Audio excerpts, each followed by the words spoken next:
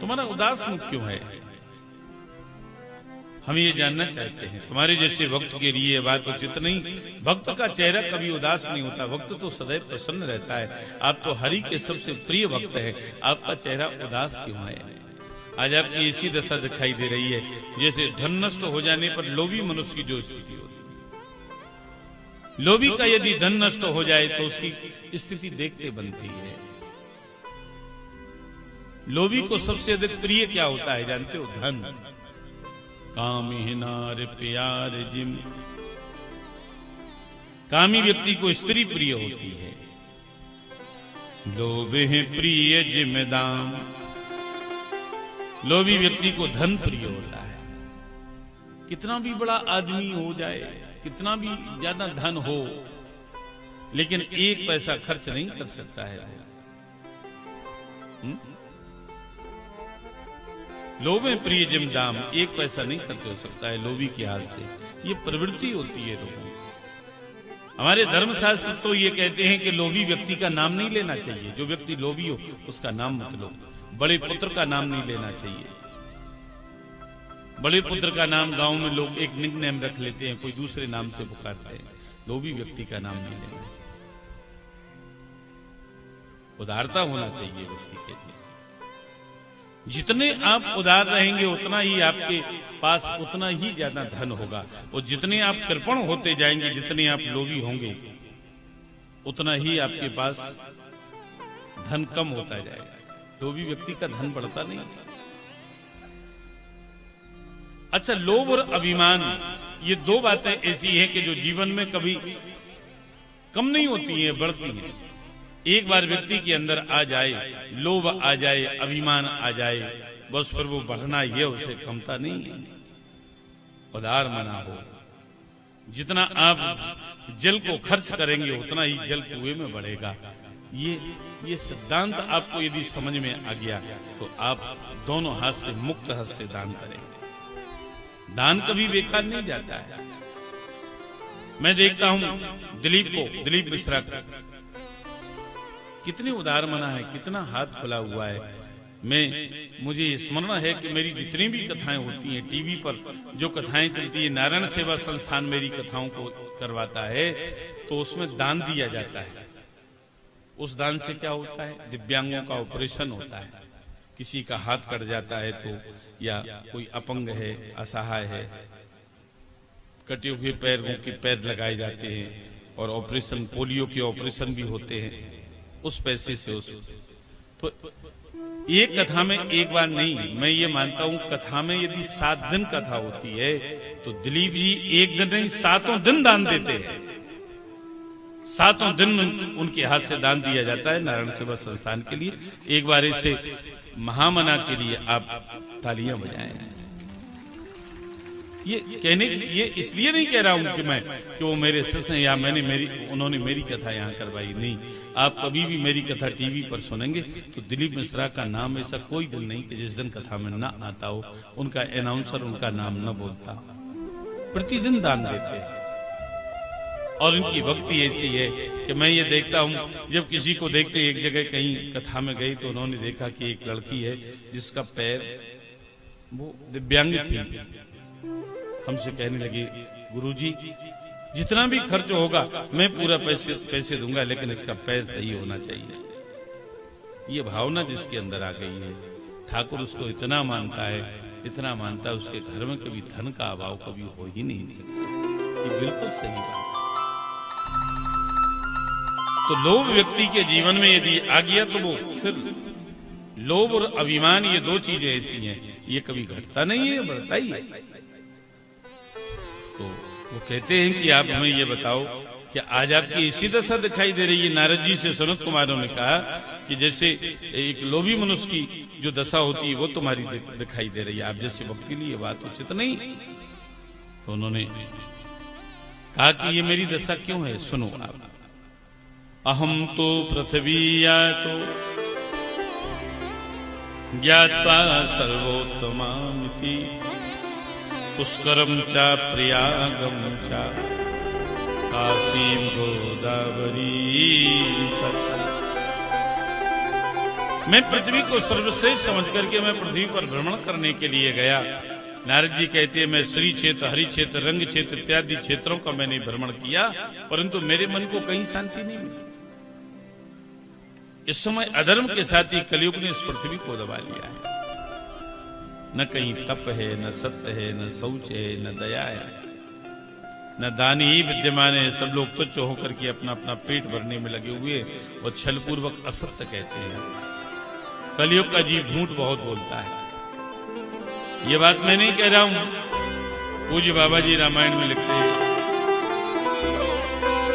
झूठ ही लेना झूठ ही देना, झूठ ही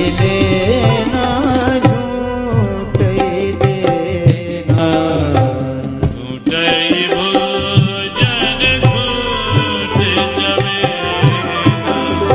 झूठ ही भोजन झूठ चबेना, झूठ ही भोजन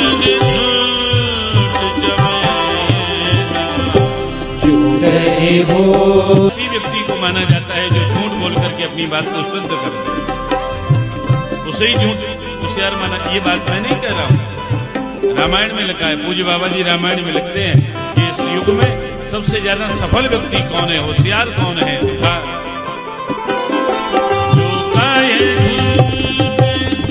मस्करी जाना, जो कही झूठ मस्करी जाना, जो कहे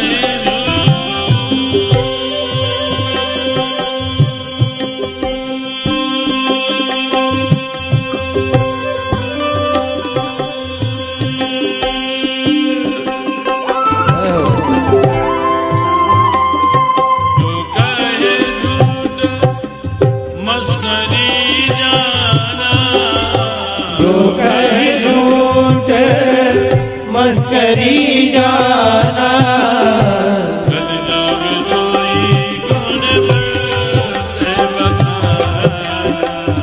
कलियुग सोई गुण बरते बखाना,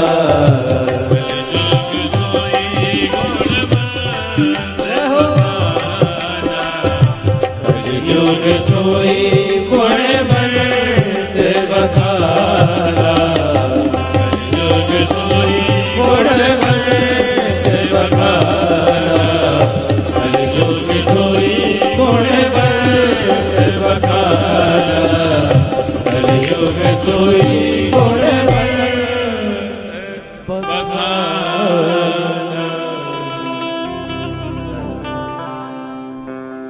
झूठ बोल करके जो अपनी बात को शुद्ध कर दे, उससे बड़ा कोई ज्ञानी नहीं, उससे बड़ा कोई नारद जी कहते हैं मैंने जगह जगह जाकर के देखा, घरों में स्त्रियों का स्वामित्व है, स्त्रियों की चलती है, स्त्रियों का स्वामित्व होना चाहिए। मैं इस बात का विरोध नहीं करता हूं कि स्त्रियों की चलती न हो, स्त्रियों का स्वामित्व न हो, होना चाहिए, लेकिन कहीं कहीं अति हो जाती है। इतनी ज्यादा स्त्री की बात मानी जाती है, इतनी अति हो जाती है कहीं कहीं। पर क्या करें, ये युग का प्रभाव है, युग का लक्षण।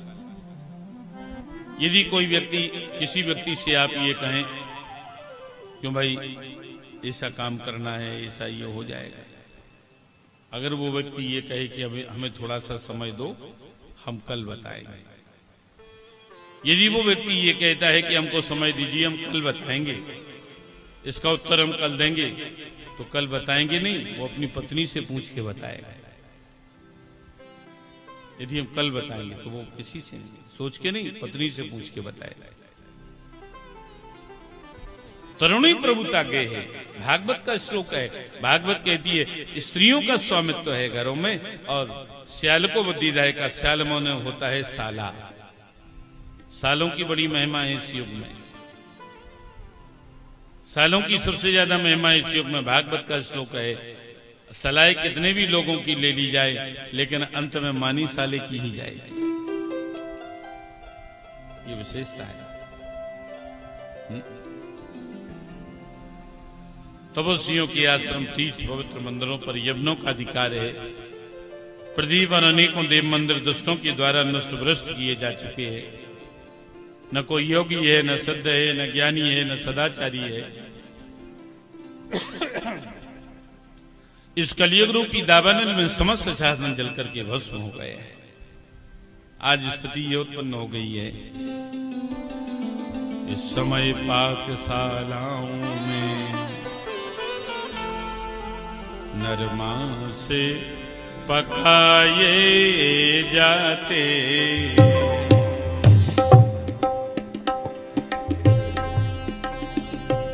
इस समय पाकशालाओं में नरमास पकाए जाते हैं। इस समय पूज्य विद्वानों के मस्तक ठुकराए जाते।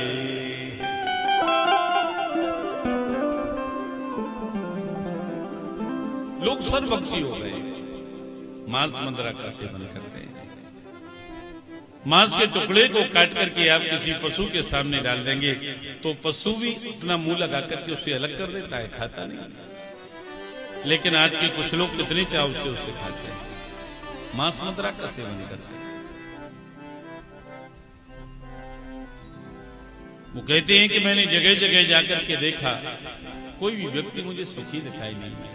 कोई तन से दुखी तो कोई मन से दुखी, तो कोई धन बिन राहत उदास। हर व्यक्ति दुखी है, कोई तन से दुखी है तो कोई मन से दुखी है तो कोई धन से दुखी। मैंने भी बड़े बड़े लोगों से पूछा, क्या आप पूर्ण रूप से सुखी हैं? तो किसी ने भी छाती पर हाथ रख करके ये नहीं कहा, महाराज मैं पूर्ण रूप से सुखी हूं। किसी ने नहीं।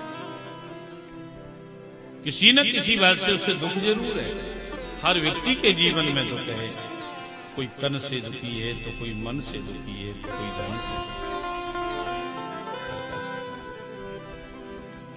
तन का दुख क्या है? शरीर का दुख क्या है जानते हो? तन का दुख क्या है? करोड़ों की संपत्ति है, करोड़ों का टर्नओवर महीने में करते हैं, लेकिन खाते क्या है? मूंग की दाल के साथ में रूखी रोटी। सेठ जी से यदि ये पूछा जाए इतना सब कुछ होते हुए भी ये कैसा भोजन करते हो, तो सेठ जी यही कहेंगे कि डॉक्टर ने मना किया है, रोटी में यदि घी लगा करके खाऊंगा तो ब्लड प्रेशर हाई हो जाएगा। क्यों भाई? सब कुछ है लेकिन खा नहीं पा रही। तो यही तन का दुख है। कोई तन से दुखी तो कोई मन से दुखी, कोई मन से दुखी है। मन का दुख क्या है? बाबा जी सोचते हैं कि हम अपने पोते का अच्छे कुल खानदान में विवाह करेंगे, अच्छे कुल खानदान की बहू हमारे घर में आएगी, हमारी सेवा करेगी, समय से हमें भोजन देगी। लेकिन बाबा जी ये सोचते ही रह जाते हैं, ई को थोड़ा कम कर दिया करो, जैसे ही गाना खत्म हो तो कम कर दिया है, वैसा ही अभी बढ़िया चल रहा है तुम्हारा। अच्छा,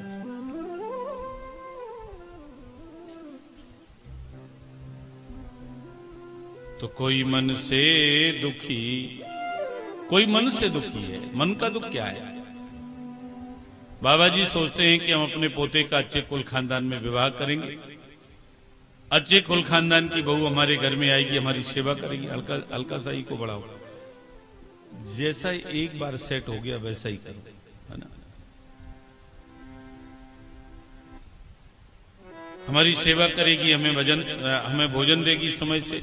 लेकिन बाबा जी ये सोचते ही रह जाते हैं, उनका पोता उनकी मर्जी के विरुद्ध किसी दूसरी जाति की लड़की के साथ में इंटरकास्ट मैरिज कर लेता है, कोर्ट मैरिज कर लेता है।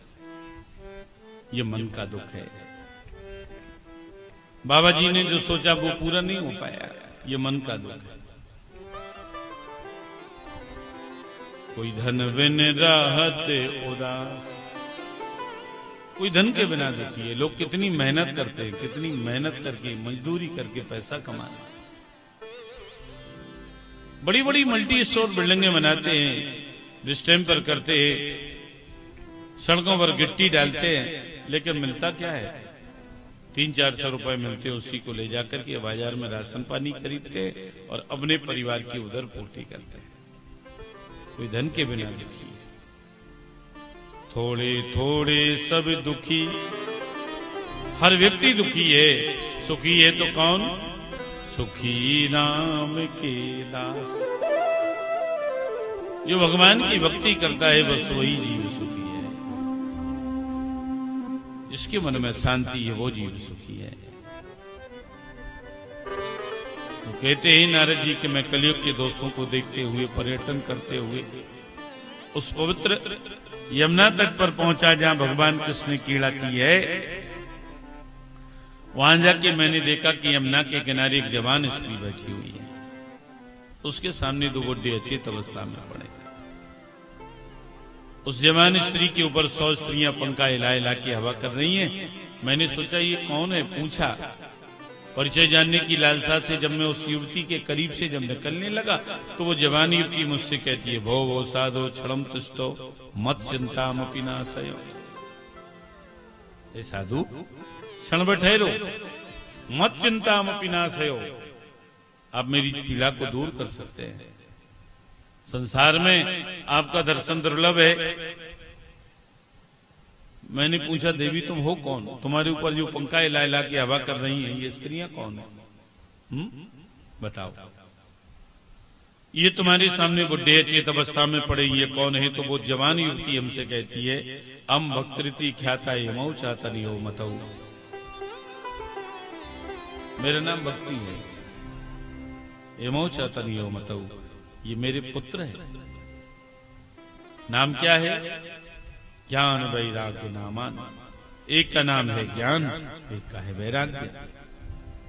कालियोगे ने जर्जरो, ये बूढ़े हो गए हैं। माँ का वृद्धता युक्त तो होना समुचित है। माँ बूढ़ी होती है और पुत्र जवान होता है। क्यों भाई, ऐसा ही तो होता है। लेकिन यहाँ विपरीत है। यहाँ माँ जवान है और पुत्र बूढ़े हैं। किस माँ को अच्छा लगेगा कि मेरे सामने मेरा पुत्र बूढ़ा हो जाए? भक्ति जवान है, ज्ञान वैराग्य बूढ़े। भक्ति कहती है मेरी कथा बहुत बड़ी है। मैं द्रविड़ देश में उत्पन्न हुई, कर्नाटक में, महाराष्ट्र में मैं बड़ी हुई और गुजरात में आकर के मैं बूढ़ी हो गई।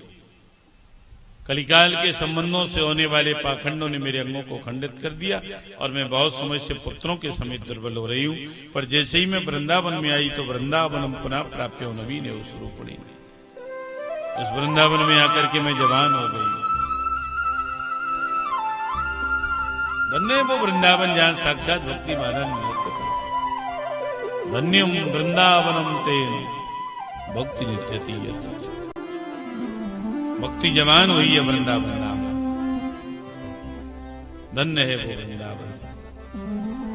बास भलो वृंदावन को, जहां पास बहे यमुना पटरानी। जो जन नायक ध्यान धरे, वैकुंठ मिले तिनको रजधाम। वेद पुराण बखानत हो,